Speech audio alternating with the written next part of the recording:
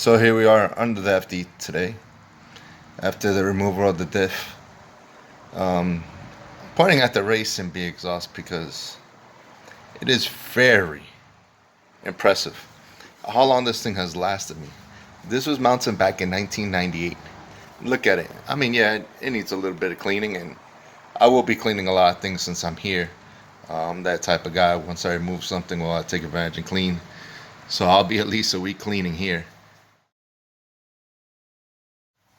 Where you see these hoses here, that's where the fuel filter used to be.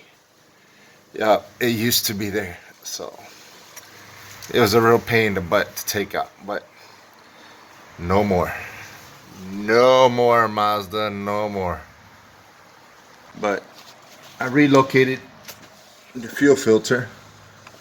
For those who've ever removed a fuel filter here in the RX7, well, then you know how difficult it is. It's located above the differential.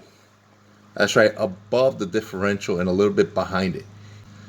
You need miracle work to change it. I mean, it's really difficult. I was able to do it. I still don't know how I did it. So I took advantage, since I had the diff out, and replaced it with this kit right here. There it is. You can see it now.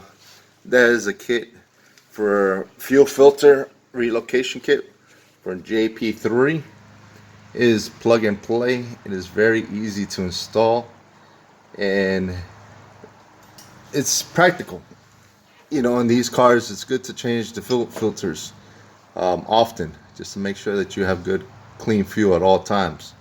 So I changed it, and now it's easier for me to change. It's right there. I can get right to it.